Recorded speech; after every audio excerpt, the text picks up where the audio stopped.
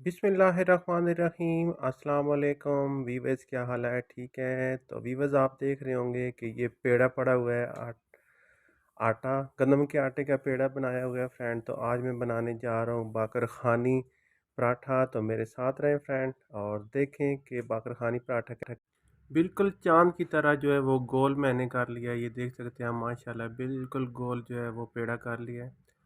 तो माशाल्लाह ये बिल्कुल रोटी जो है वो पराठा वो बिल्कुल गोल बना लिए और इसके ऊपर मैंने देसी घी जो है वो मैंने डाल दिया है। अब मैंने ये देसी घी है सारे पूरे इस चांद नुमा पे मैंने लगा देना है, ताकि ये गोल जितना रोटी का बनाया है मैंने, तो ये देख सकते हैं माशाल्लाह बहुत जो है प्यारा जो है वो बन चुके हैं। अब सारा जितना भी घी था देसी वो सारा मैंने पूरे पराठे के ऊपर इस तरह चिपका दिया है कि कोई भी खाली खाना ना रहे। और देखें बल बना के मैंने इसको रख लिया है। वो इसलिए मैं थोड़ा आपको क्योंकि शार्ट बना के दिखा रहा हूँ, क्योंकि फ्रेंड जो टाइम बहुत कम होता है सुबह के नाश्ते में, तो इस वजह से थोड़ी जल्दी में जो है वो मैंने आपको ये देखिए बल बना लिए हैं। और बल इस तरह बनाए हैं कि बिल्कुल गोल बन चुके हैं। तो अभी मैं इसको प्रेस कर लेता हूँ। थोड़ा सा मैंने खुशका ले लिया है, खुशके से ये देखिए मैं इसको अच्छी तरह प्रेस कर रहा हूँ। और साथ बेलन के साथ भी इसको थोड़ा सा घुमा लूँगा, ताकि ये थोड़ा बहुत जो है प्रेस हो जाए, क्योंकि जब बल बनते हैं तो ये थोड़ा सख्त होना शुरू हो जाता है। तो बेलन से थोड़ा बहुत बराबर किया, फिर मैंने कोशिश करनी है कि अपने हाथों से इसको इतना प्रेस करना है जितना आप इसकी मतलब इसके अंदर जितनी हिम्मत हो इतना इसको प्रेस करें, ताकि ये इतना इतना जो है वो चौड़ा हो जाए। तो ये देख सकते हैं माशाल्लाह जो मैंने तवा ऊपर रखा है और आग जला ली है। तवा गर्म हो चुका है माशाल्लाह। जो तो मेरा जो पराठा है वो भी रेडी हो जाएगा चार नुमा। ये आपको फिर दोबारा बना के दोबारा डबलिंग करनी पड़ेगी आपको। ये देख सकते हैं माशाल्लाह बहुत आसान तरीका है बाकर ख़ानी पराठा बनाने में। तो मैंने जो है वो आज बनानी है गद्दी, और मैंने ये गद्दी बना ली है जो आम तंदूरों पे बनती हैं। तो ये गद्दी के ऊपर मैंने रख के एक तरफ जो है सही अच्छी तरह से मैंने इसके ऊपर पानी लगा लिया है, क्योंकि पानी लगाएंगे तो तब नीचे जो तवा है वो चिपकेगा। अगर ना भी चिपका तो कोई इशू नहीं है, लेकिन इसके ऊपर ये जो कवर है ये बनने चाहिए बाकर ख़ानी। तो पानी इसलिए मैं लगा रहा हूँ ताकि एक साइड पे जो है वो बाकर ख़ानी की तरह आपके कवर जो है वो बन जाए।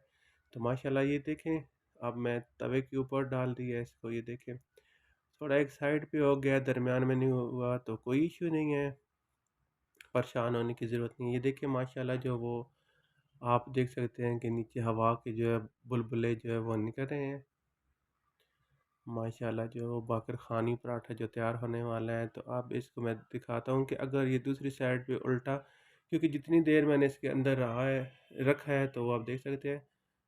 तो ये देखें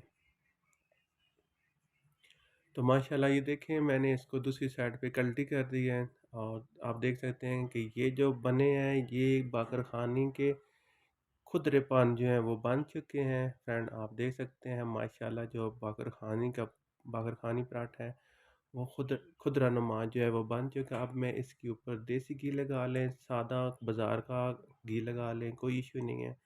जो आप घर में इस्तेमाल कर सकते हैं, जो आप अपने किचन में इस्तेमाल करते हैं वो इस्तेमाल कर रहे हैं। ये देख सकते हैं माशाल्लाह जो है वो बाकर ख़ानी पराठा जो है वो तैयार होने जा रहा है। मैं दूसरी साइड पे भी देख सकता हूँ, दिखा सकता हूँ आपको, लेकिन ज़रूरत तो मुझे इस साइड की है, क्योंकि ये साइड जो है ये बाकर ख़ानी पराठे की साइड है। तो माशाल्लाह जो आज बाकर ख़ानी पराठा जो है वो बन के तैयार होने जा रहा है। घी कम भी लगा लें इशू नहीं है, क्योंकि इसके अंदर भी बहुत ज़्यादा घी है तो ऊपर लगाने की ज़रूरत नहीं है। मैं तो वैसे घर में हम आम रूटीन में हम खाना चाह रहे थे तो मैंने थोड़ा घी जो कम रखा है, लेकिन बागरखानी पराठे पे आपने जो है ऑयल बहुत कम रखना है, जो घी वगैरह होता है, क्योंकि बागरखानी में तो घी वगैरह होता नहीं है, उसके अंदर ही जो कुछ होता है वो चीज़ होती है। तो माशाल्लाह ये देख सकते हैं ये तो पहले ऊपर वाली साइड है, दूसरी साइड जो है वो बाकर ख़ानी है। ये आप देख सकते हैं माशाल्लाह बहुत ही प्यारा जो है वो हमारा बाकर ख़ानी पराठा जो है वो तैयार हो चुका है, बिल्कुल बाकर ख़ानी की तरह। इसके अंदर वो क्रैक्स से बन गए हैं और साथ खुदरे खुदरे नुमा हो चुके हैं। تو فرینڈ آپ مجھے سب سے پہلے تو سبسکرائب کریں اور گھنٹی کا بٹن جو لازم پریس کریں تاکہ میرے آنے والی جو ہے اس طرح کی خوبصورت ویڈیو آپ دیکھ سکیں۔ ماشاءاللہ دیکھ سکتے ہیں کہ بہت ہی پیارا باقر خانی پراٹھا جو ہے وہ بن کے تیار ہو چکا ہے۔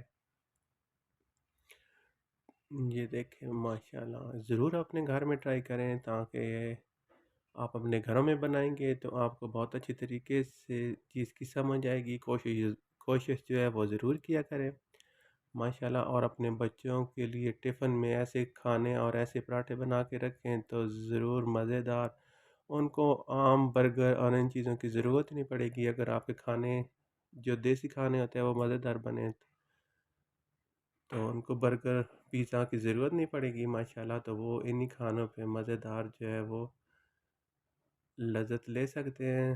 لذیذ کھانے جو ہوتے ہیں ماشاءاللہ، اور دیکھیں پراٹھا جو باقر خانی پراٹھا جو وہ تیار ہو چکا ہے۔ یہ میں نے اتار کے آپ کو اس لیے دکھا رہا ہوں کہ باقر خانی پراٹھا بہت ہی مزیدار، یہ دیکھ سکتے ہیں، ضرور ٹرائی کریں۔ اکثر زیادہ تر جو باقر خانی اور پراٹھے ہوتے ہیں وہ تندور پہ لگتے ہیں، تو میں نے آج جو ہے وہ گھر پہ ٹرائی کیا ہے توے کے اوپر، لیکن کافی بہتر بن چکا ہے، یہ دیکھ سکتے ہیں ماشاءاللہ۔ وہ آپ کو میں دکھا رہا ہوں کہ یہ پوائنٹ باقر خانی کے بنے ہوئے، یہ جتنا پوائنٹ خود رہنما ہے سارا باقر خانی پراٹھے بنا ہوا ہے۔ ضرور ٹرائی کریں فرینڈ، اور مجھے اپنی دعاؤں میں یاد رکھیں۔ اللہ پاک آپ سب کے لیے اچھا کرے، اللہ پاک آپ کی خیر کرے، اور فرینڈ ہمارے لیے بھی دعا کریں، اللہ پاک ہماری فیملی میں ہمیں خوش رکھے، ہمارے